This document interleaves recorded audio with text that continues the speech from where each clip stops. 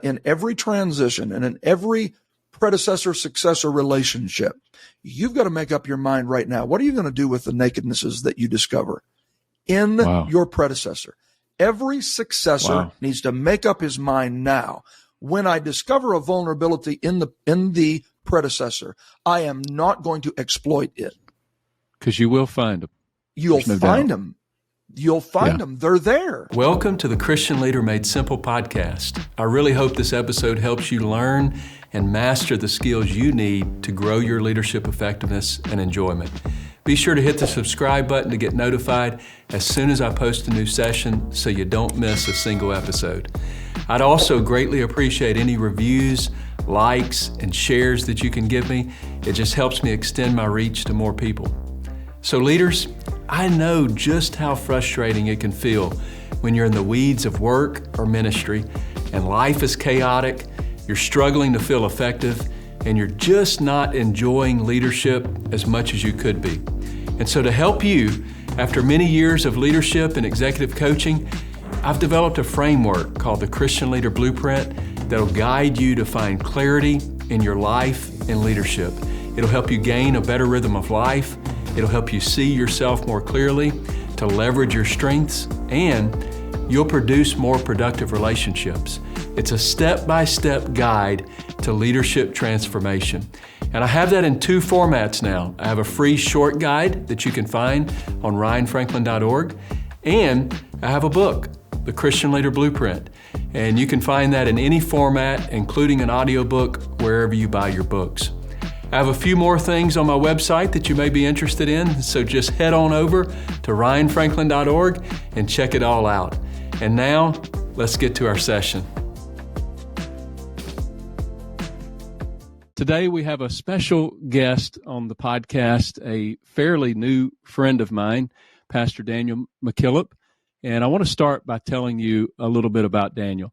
He is the senior pastor of the Family Worship Center in Plaster Rock, New Brunswick, Canada.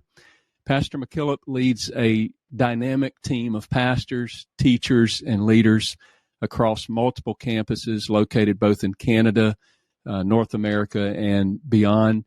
And he is married to Ruth and has one son, Jaron. And the way that I met him is through his very popular podcast called Kingdom Life.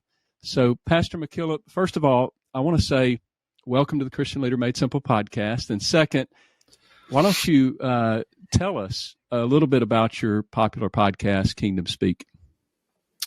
Well, thank you for the privilege to be with you, Ryan. And it's been a conversation that I've been looking forward to since your invitation a few weeks ago. And so it's just a privilege to be here. And as I was hearing you talk about your book, and this is not just a prop, but this is on my desk, and it is part of a daily regimen of trying to develop my leadership abilities. And so thank you for your contribution to that and the impact that you've made in my own life.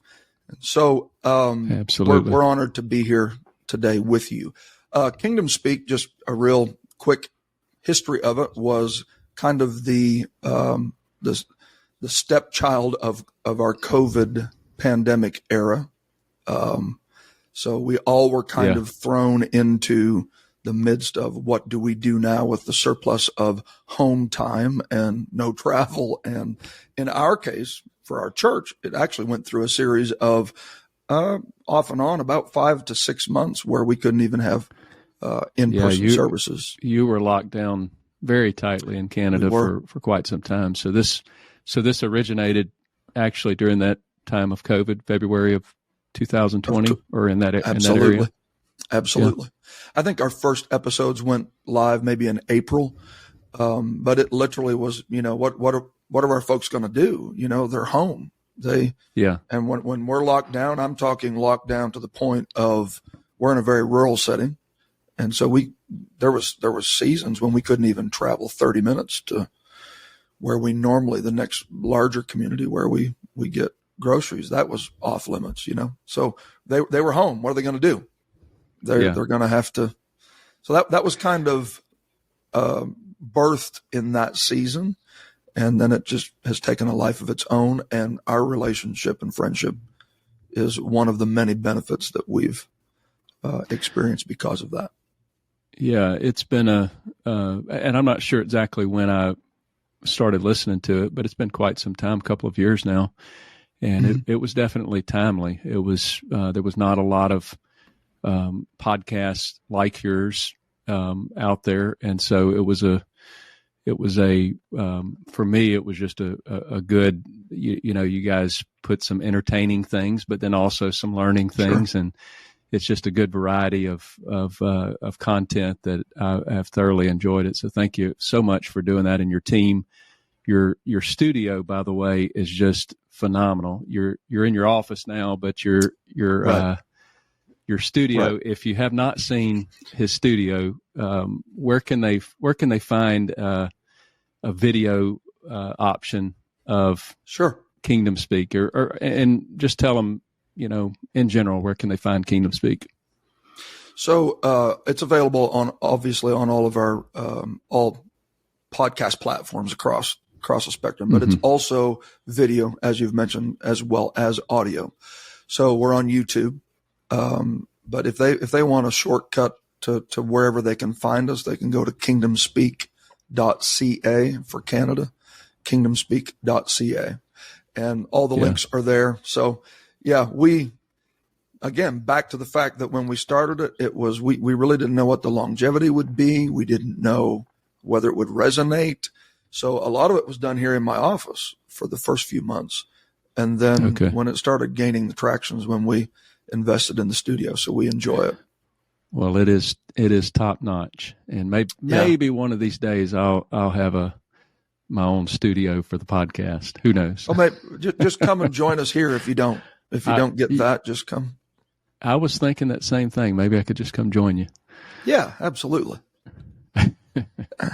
So today, leadership transitions are obviously it's a routine topic for leaders today, sure.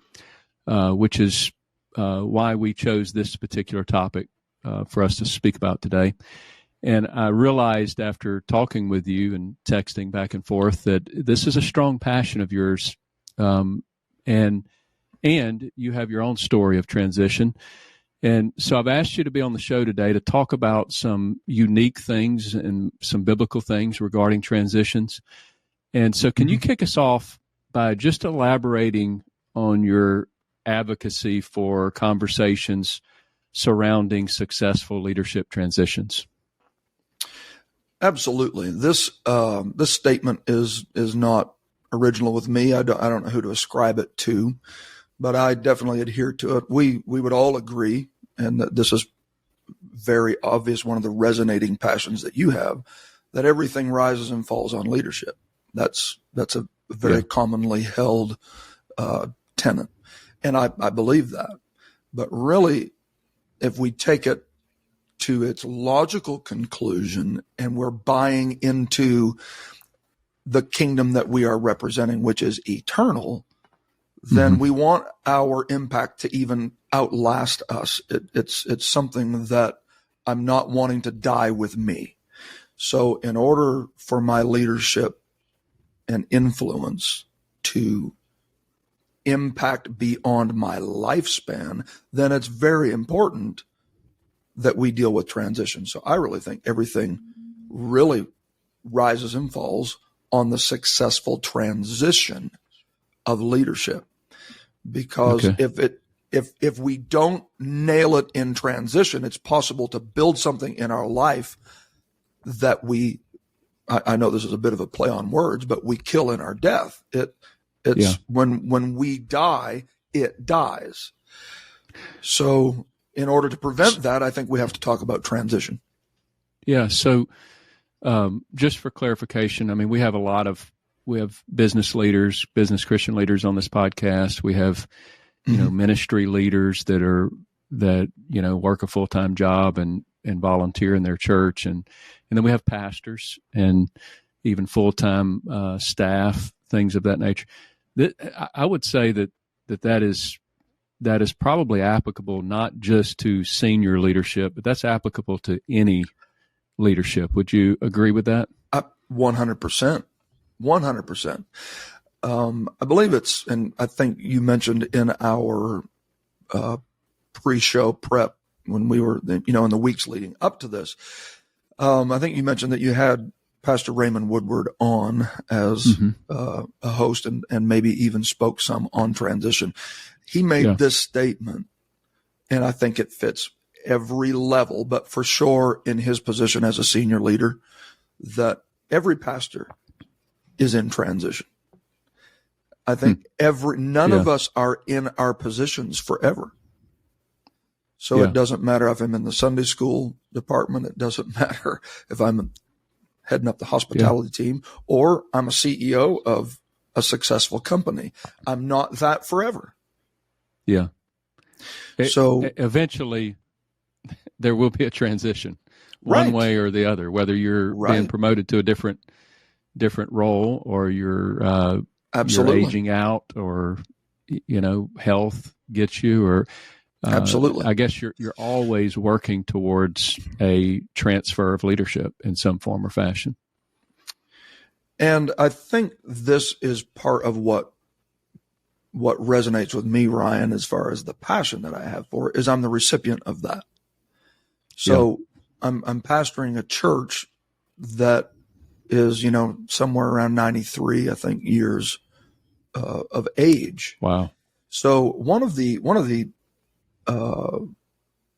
concerns that I had when I was coming into more senior leadership was look around the landscape of Christianity in general and find how many evangelical churches, how many Pentecostal churches that are 100 years old.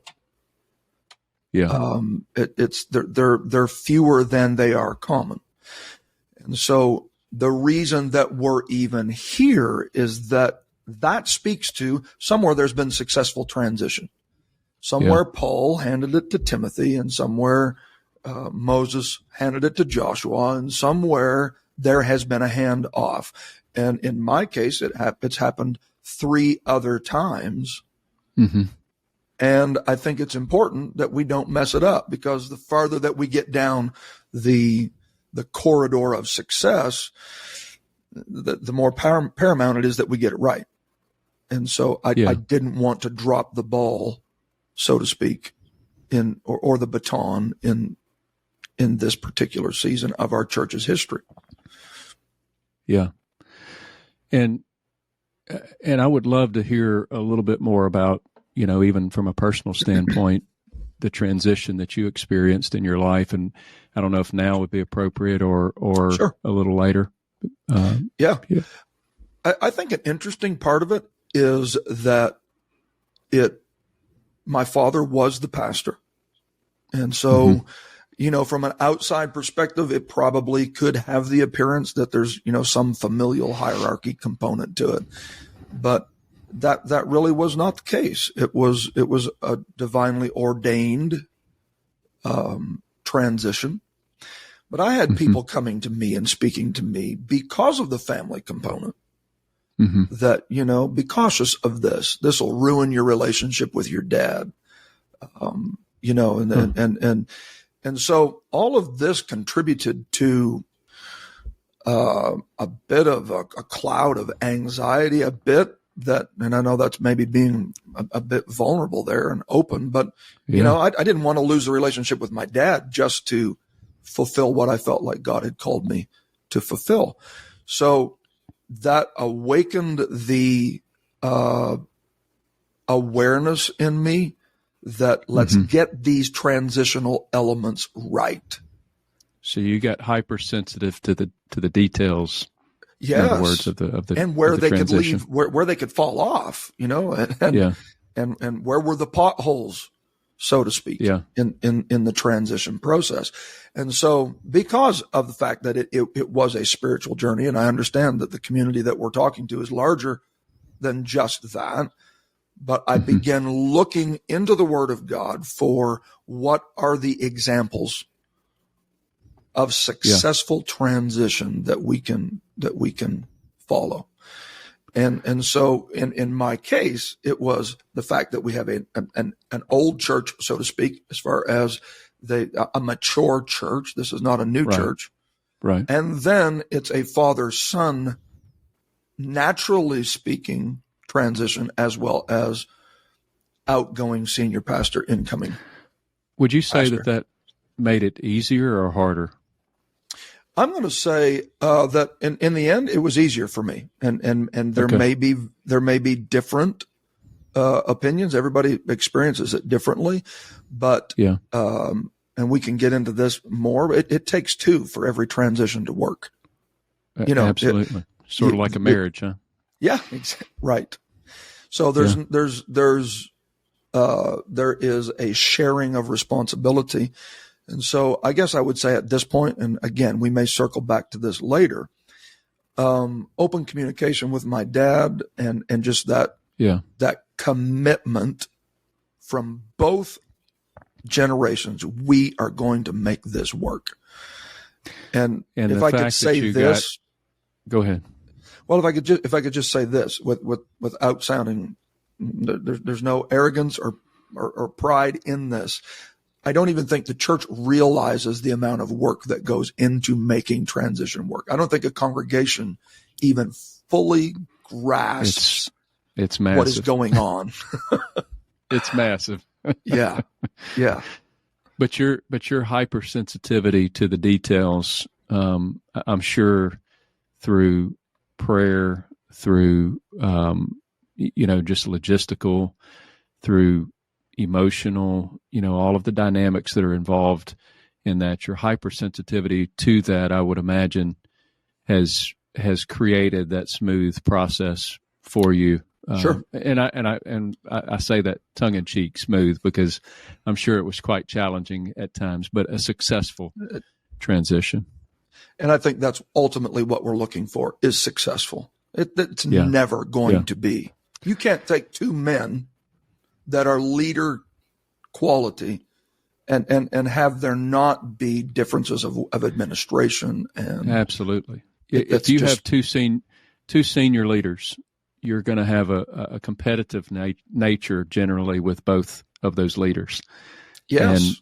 And you're going to butt heads. And I think that's where even some of the things within the Christian Leader Blueprint comes in and is so important, like being able to have healthy conflict, healthy conversations. So right. To not ignore and not be passive in an approach to resolving things that may be differences of opinions. So I think that's a big deal. I think if there's one thing just to kind of hook onto what you're saying there, if it's going to work, you've got to get rid of insecurity. Yeah. Confidence is that thing that is necessary. Is that possible? Yeah. I received that. Absolutely. We have to strive. I think there's an interesting thing here. There you go. I got you. I understood what you were saying. I think there's an interesting biblical example that we can give here. Okay. Hebrews, the 11th chapter, gets a lot of credit. It's the Faith Hall of Fame. It's where the successful all go to hang out.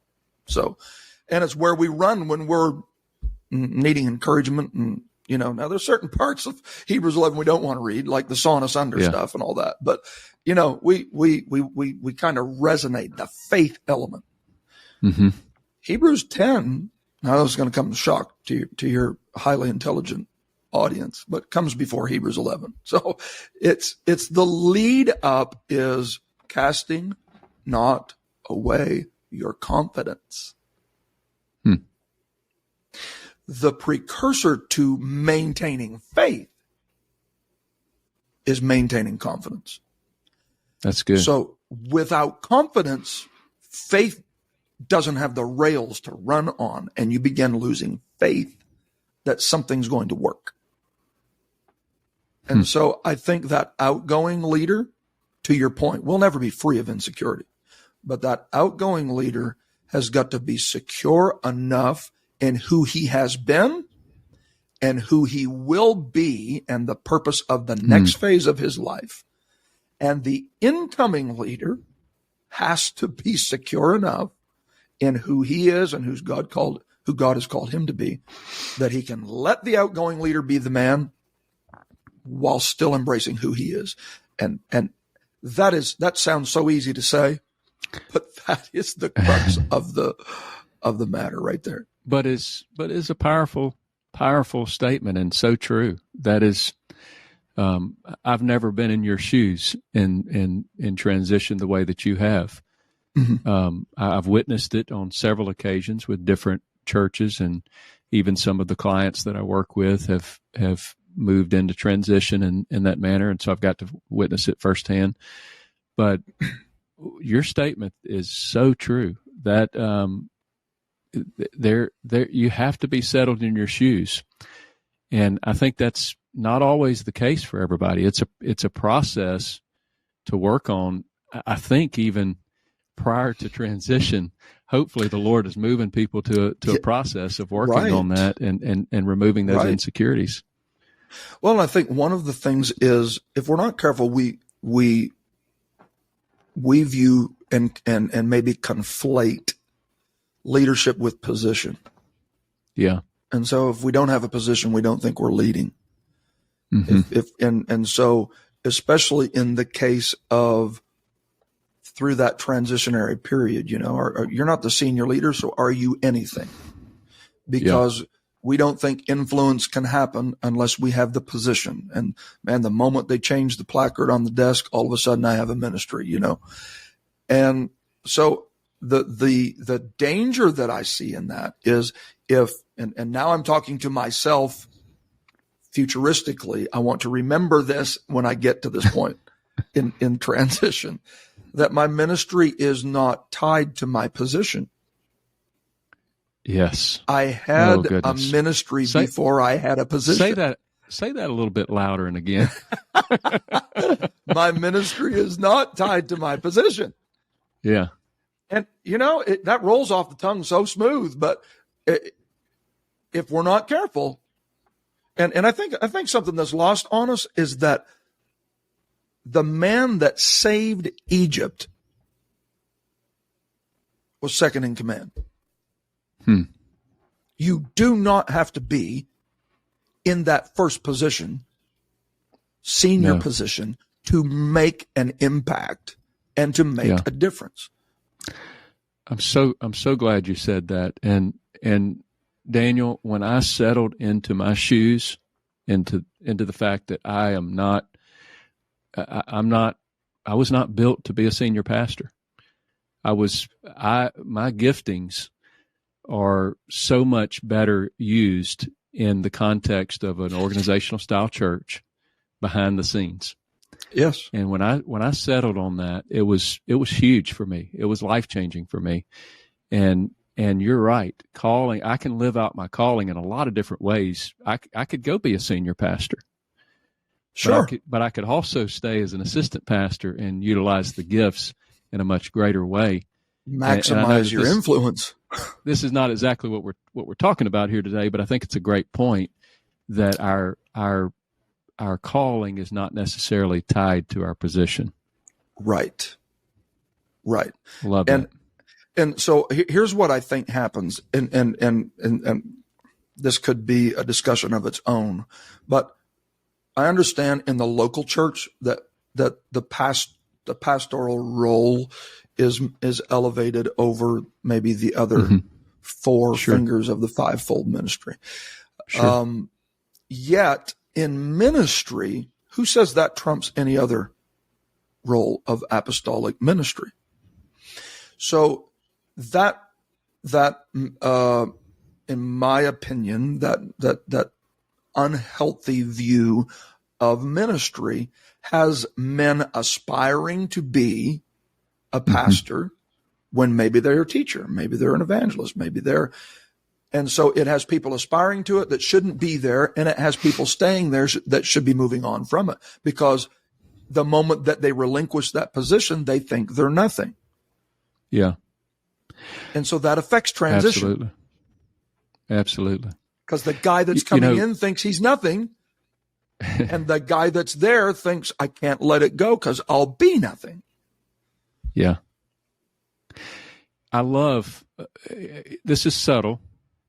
I don't even know if you purposely did this, but in your bio, when I asked for a bio from you, you said that you lead a team of pastors, teachers, and leaders across multiple campuses. Mm-hmm. It's subtle, but it's like you made sure to elevate the teachers and the leaders. Maybe not to the level of pastors. Maybe there is a difference. Sure. I don't feel. I respect authority by all means. Sure. But I don't feel like I'm above. I'm a pastor at POA. I don't feel like I'm above any ministry leader that I lead. I may be above in position, but as far as we're mutual adults and we have callings to increase the kingdom of God.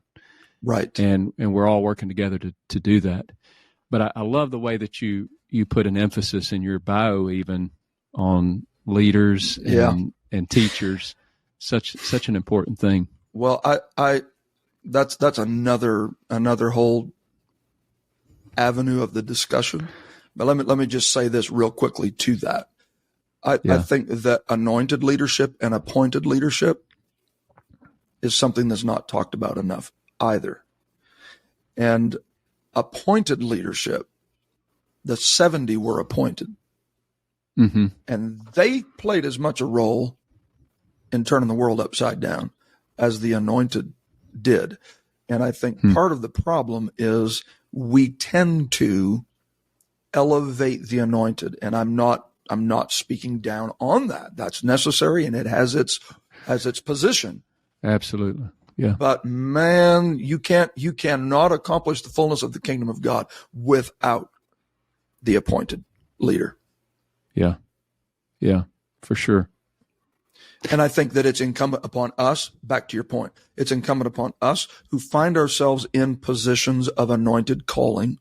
And I know that we're all anointed to be saints in every area, but in spiritual authority, we're anointed to operate in offices that maybe not everybody else is. So it's incumbent upon us to recognize those other offices and to give the due recognition to them. And I think that that's when the kingdom is really starting to thrive, is when it's operating on every level. So before we continue on with the podcast, this episode is brought to you by Christian Leader Community Coaching. Are you a Christian leader experiencing low productivity or a chaotic lifestyle? And maybe you're overwhelmed and just unsure of what it's going to take to create growth in your life? And so I want to introduce to you our Christian Leader Community Coaching Program. Through our step-by-step framework, you're going to discover a better rhythm of life, you'll see yourself more clearly, leverage your strengths, and build more productive relationships. With our full archive of courses, our supportive community of peers, a powerful leadership assessment to get you quickly focused, we also have live community coaching, and so much more. And I've personally seen its huge impact with leaders from all over the world, experiencing laser-focused growth in their lives. And now, through this community, this experience is open to you. And we want to help you implement these simple frameworks and then celebrate with you as you experience significant results in your life. Don't wait any longer. Go to ryanfranklin.org and join the Christian Leader Community Coaching today. And I look forward to seeing you inside the community. Now back to our podcast. I love that. We're all part of the body. Exactly. And without one, we're not a complete body. Without the parts. Well said. So back to transition. Yeah. Anybody say rabbit trails? We could have easily continued down that rabbit trail, but we're gonna get back to transition. You brought some scripture into play just a few minutes ago, but let's talk about Paul. And he encouraged Timothy to pass down a doctrine to successive generations. So how do you interpret this in the context of leadership succession today? And what should leaders consider when they're passing on knowledge and responsibility? Oh, those are great questions, Ryan, and I think they strike to the core of what we are trying to accomplish by having a successful transition. Paul is the first example that I ran to, and I think one of the perils that Paul is addressing, and it really is a peril, I'm afraid, in many organizations, and that is we're way too short-sighted. If we can get it into the next generation, then we feel like we've survived. We've accomplished what we've been called to accomplish. Notice when Paul is talking to Timothy, notice the breadth, the generational span that he's covering. Paul is talking to his son in the gospel, and he is saying, now I already know that you have it, Timothy. So now I'm going to instruct you on what you should do when you're in my position. So I want you to find men who have been faithful and are able to teach others also. We have a 4-generation span. Paul was not just worried about Timothy. He was securing that this thing is going to get at least 4 generations deep from where it's at right now. So when we not start, even the next generation. Absolutely. And the problem is, and I'm going to just lump myself into this. Sometimes I'm just thinking about my day to day. I'm just trying to survive. Absolutely. But yet Paul is reaching down into 4 generations of leadership succession. Right. That's pretty powerful. So he's telling him, you got to be instant in season and out of season. And he's giving him instructions on what a bishop is. And he's giving him instructions on how to handle division. And I mean, it's expansive and exhaustive, everything that Paul is saying to make sure. So when we're talking transition, it is not just Paul to Timothy. It is Paul to men that he won't even meet. It's the longevity is because, and I think again, to circle back to a statement that was made earlier, is we're way too short-sighted, and we fail to realize, especially those of us that are in kingdom work, we are peddling an eternal gospel. So is there really any acclaim that we got it through 60 years? Like we really need to be focused a bit farther. And when you start thinking that way, it does change how you plan your day to day. And it does change how you teach and how you make sure that what you're passing off will guide this thing beyond your tenure of leadership. That's very good. Very good. One of the things I think that happens, and maybe this can help us, if I could segue into the next step, is at some point, and this is a gray area, at some point it transitions from Paul depositing it in Timothy. We have very much predecessor speaking to successor. That's the feel of Paul telling Timothy, this is what you need to do. But at some point it switches, like in the Elijah-Elisha transition, to Elisha pursuing Elijah and going, I'm going to get from you whatever I can. So it starts with the predecessor investing in the successor, then it transitions to the successor pulling it from the predecessor.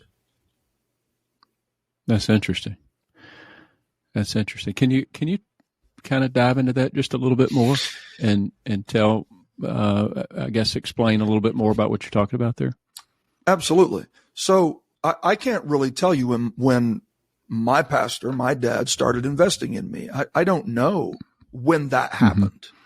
I'm not sure. I'm giving myself thumbs up now. That's pretty good. I was wondering what that was. I'm not sure that I've ever had a thumbs up like that on my there we on go my podcast. So there I you don't go. know.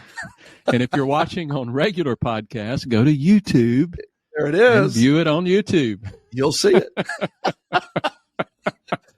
That's good, man. I'm amening myself. Okay, I'll try to keep my thumbs out of the screen here. So we, when I can't tell you when my dad started investing in me. I can tell you when I started pursuing him. And so, what made that shift? What made that shift? I think it's something, and that's why I said earlier, it's like a gray area. And I think we all would arrive at it maybe at different points in the transition. But as you feel the weight of that mantle settling on you, I think you realize at that moment, man, there's value in what, in what he has. And if I don't mine it from him and I lose him, I've lost some invaluable input. So it's kind of a shift from, you move into this with confidence, like you talked about, with a competitive nature, with that leadership energy kind of moving through you. You're ready to go storm hell with a water pistol. Right. And, but it's a shift sort of to where the weight of this is kind of settled on you, not in a bad way, not in an insecure way, but just a shift that lets you know that this thing is bigger than you even. Well said. Well said. And I need input from peers maybe, but I really need input from my mentor. And that would be, in your case, your father. Right. And so I can give you this example. Let me say this first. The ambition and vision are often hard to delineate between which is which. And when I'm saying ambition, I'm really referring to unsanctified ambition. We all need ambition, but right. So vision, that divine unction of what the purpose of God is, what you've been called to do, and ambition that is out for you and the promotion of self and what you desire. So ambition and vision will both respond to the altar calls the same way. They both are moved emotionally the same way. So how do you know whether you're ambitious, or how do you know whether you are a man of or woman of vision? How do I delineate between the two? I really feel personally that what separates the ambitious from the visionary is how they respond when they meet authority. Authority helps filter out the ambitious from the visionary. And so to unpack that a little bit further, it's ambition is always threatened by the clock. It's always threatened by, I have a narrow window of time and it's fleeting and it's passing. And if I don't get my opportunity, what am I going to do? Yeah. Whereas vision, because it's rooted in an eternal call, it's not threatened by the ticking of the clock. It's almost like faith or lack of faith versus faith. It's almost like this is me doing this, or this is I'm just a vessel. Yes. And when you get it, you've got to have that revelation as the successor in transition, because what happens, and there's so many different there's no set rules for transition. So our transition was very slow.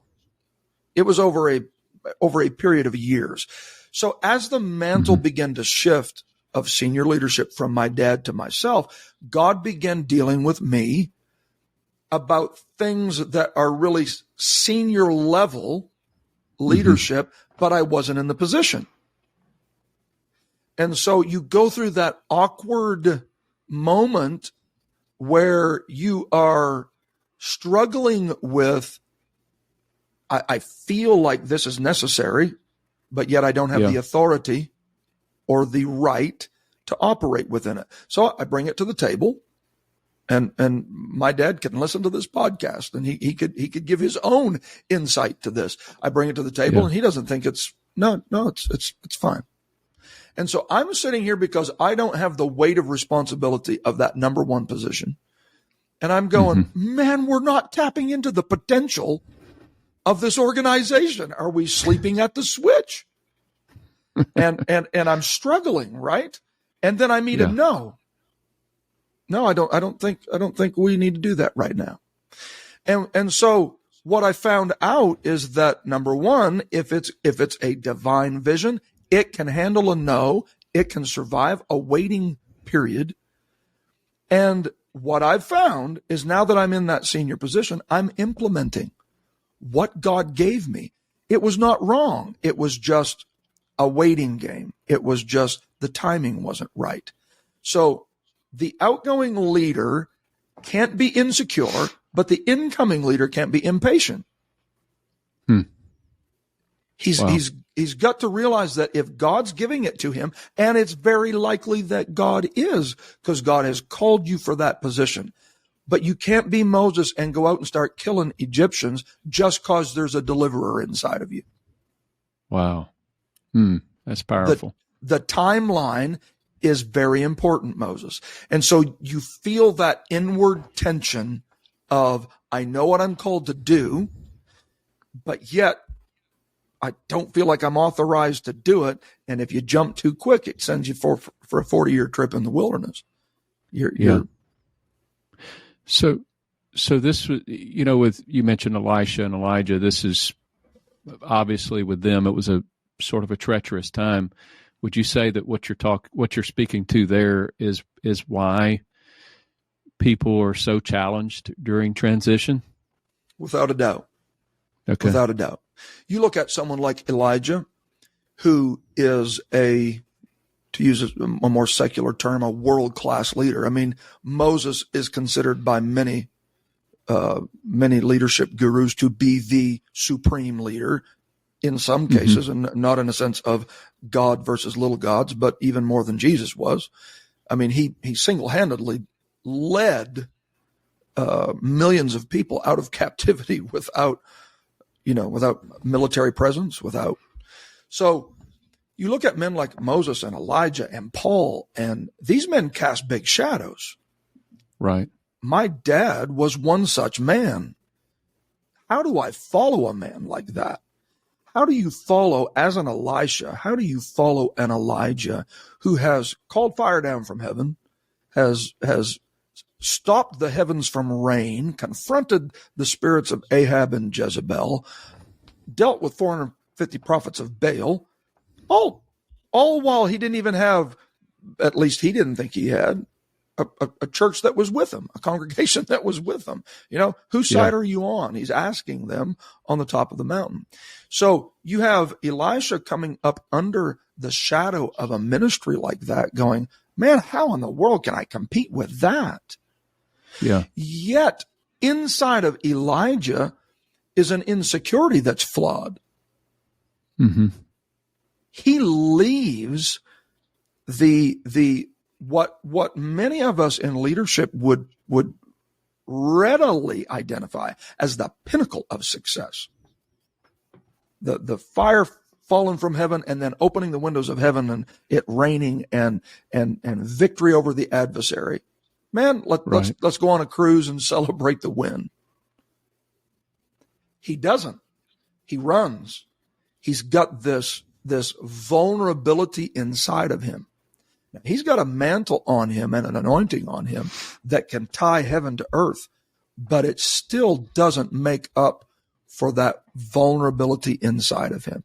And we find him now hunkering down in the back of a cave, asking God to take his life. I don't think it's a stretch to say at least struggling with suicidal tendencies, but just didn't have the nerve to do it himself. Yeah. I mean, he's struggling with a black cloud of depression. after being on the height of spiritual success. And so it's in this moment, I don't want to hunker out here too long, but it's just in this moment that God visits him.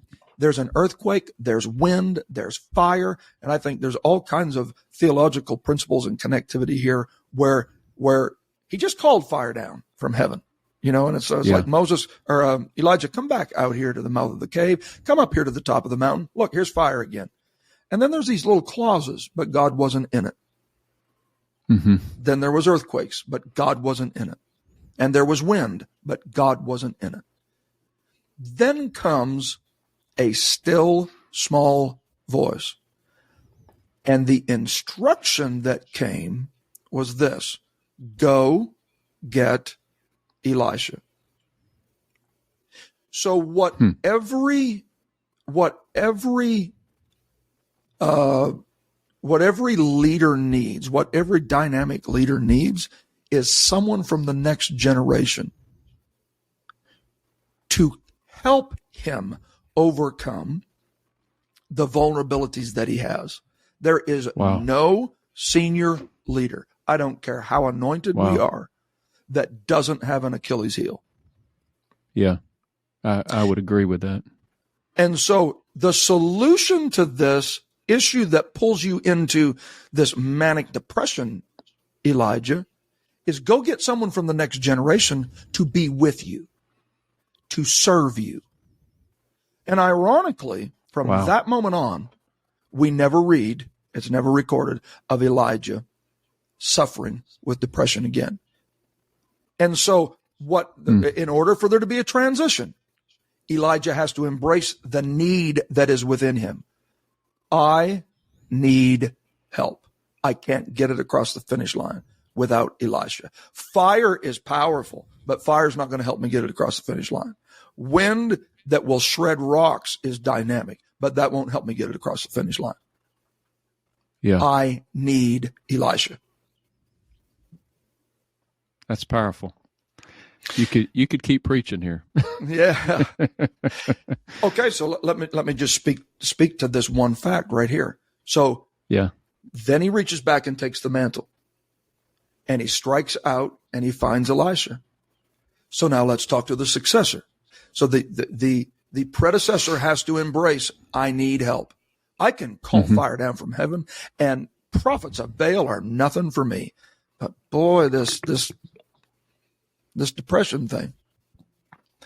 And so then he goes by divine instruction and he finds Elisha, and Elisha is not just sitting around waiting on an opportunity. Elisha, go ahead. What's interesting there is that the vulnerability that was displayed there by Elijah, and then the desire to seek not just God. What was God's answer? Relationship. And so good. Yes. It's God ministers to us and heals us. Yes, he can do it alone, but many times it's through relationship with others.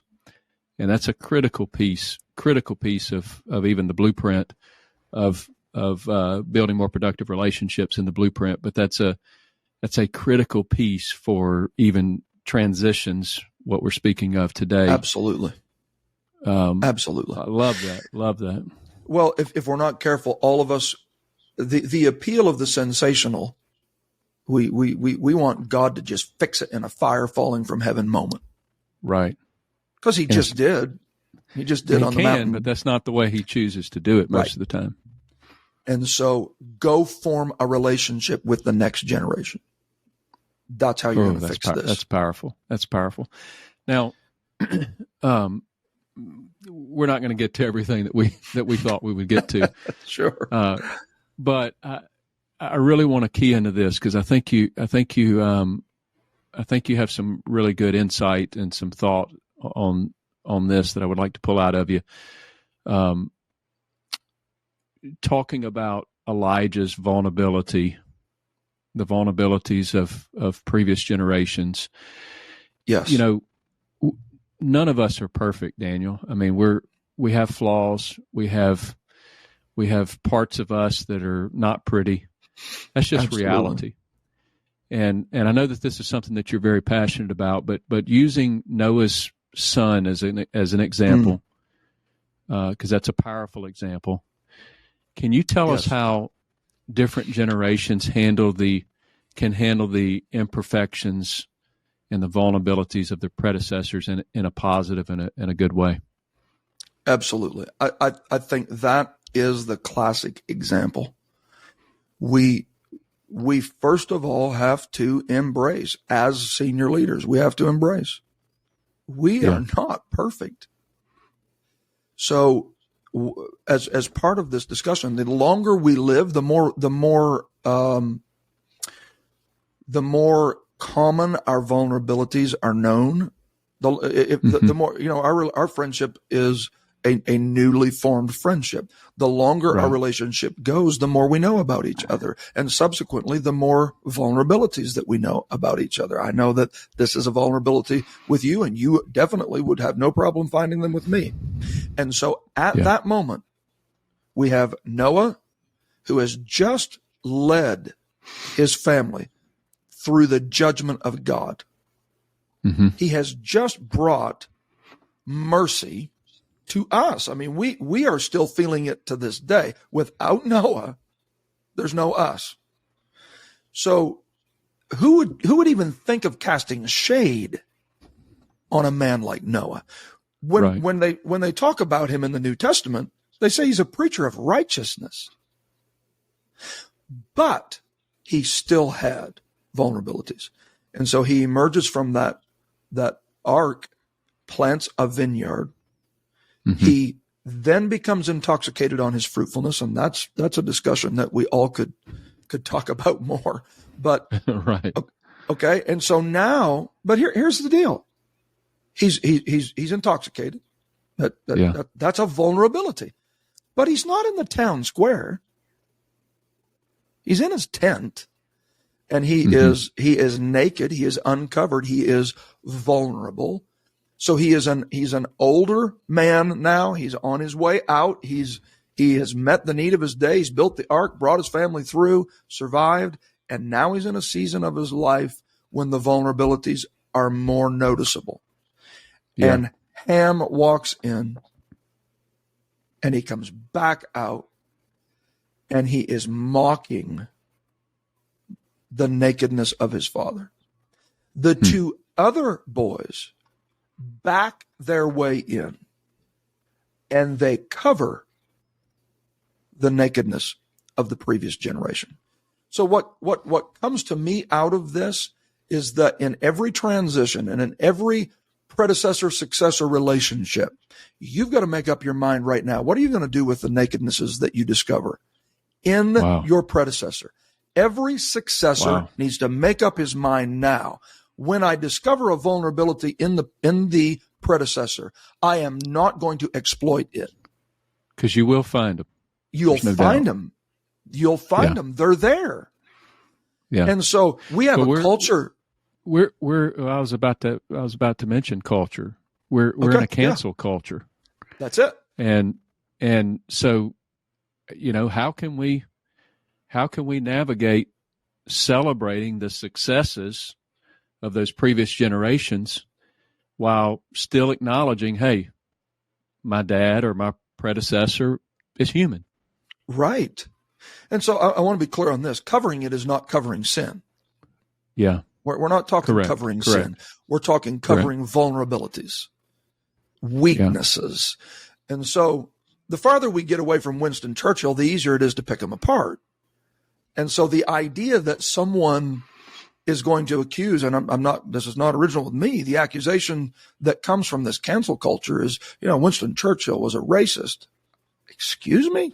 I can't advocate for everything that he said, but I definitely seen what he did to step in and stop the Nazi war machine from trying to exterminate a race.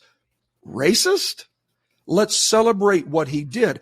My celebration of his successes is not my embracing of his failures, nor condoning of everything that he did.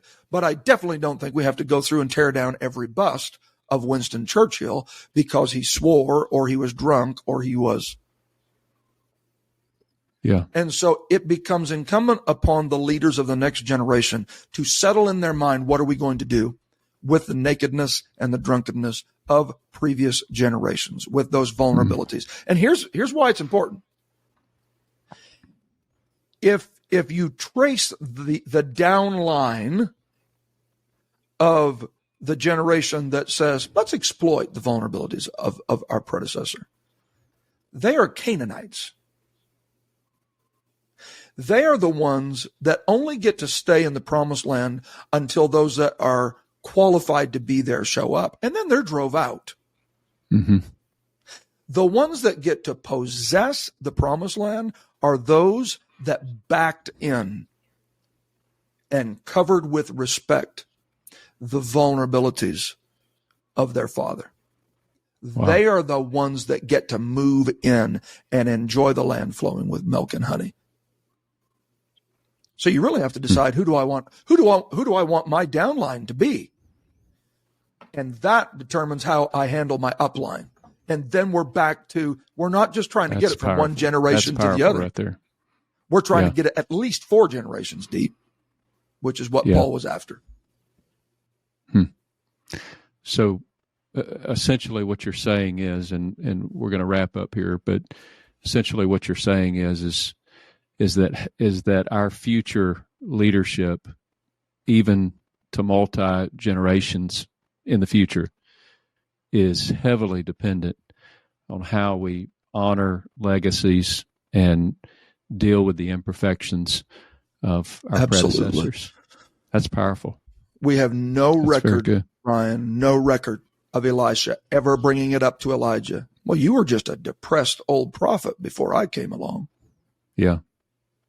That's you know powerful. what it says he was? He was a prophet to the prophet. He ministered to Elijah in his room. So that comes down to, you can't be impatient. Well, I'll have a ministry when I'm on a stage. You've got to be willing to be a prophet to a prophet before you can be a prophet to people. Goodness. We could go down another rabbit trail there. That's good. Yes, we could. That's good. Anything else regarding transition that you'd like to say before I ask you my last general question? Just want to make sure there's nothing else there that you want to unpack before I move forward. I think the takeaway is really that, Elisha gets to let's just say this. Elisha gets to handle the mantle before he gets ownership of the mantle, because he's ministering to Elijah in his room. Elijah's like, here, take this, hang this over here. And he grabs it and he feels that feeling again. Wow. That came across him in the field. And he was just happy with that. And because of that, look at all the dynamic things that happened in Elisha's ministry in rooms, because he was willing as a successor to serve in private. He was blessed with an anointing that absolutely doubled everything his predecessor did in public. That's awesome. That's powerful. Well, I hate to end this conversation. We may even have to have a part 2 at some point. Yes. I feel like we could continue talking for hours on this subject, but there's so much to it. So much to it. And we do have to bring it to a close, but I want to ask you a question that I ask all of my guests. It doesn't have to be related to this particular topic. It can be, but it doesn't have to be. What's one thing that you wish you could tell your younger self? I think the first thing I'd say is listen to what I'm fixing to tell you. I'm not sure if he would. That's part of the problem with my younger self. Oh my goodness. It would probably align with our topic that we've been discussing. Yeah. I would say worry less. And that seems to be pretty broad. I would just, the antidote to worry is trust, in my opinion. And if we look over our life, how many of the things that we've ever worried about ever came to pass? I mean, worry has a pretty poor batting average, but yet we continue to do it. And so I would try to be way more selective with the voices that were speaking to me about this topic of transition. And well, what if this happens? And don't let it ruin, as I've referred to earlier, don't let it ruin your relationship with your dad. And I would just worry less, and I would wait more. I'd just be less driven by, I'm 30 years of age and this hasn't happened yet. And you're supposed to be starting your ministry like Jesus. Yeah, exactly. Huh? Exactly. Are you going to go start an evangelistic ministry? Because you're not the senior pastor yet. And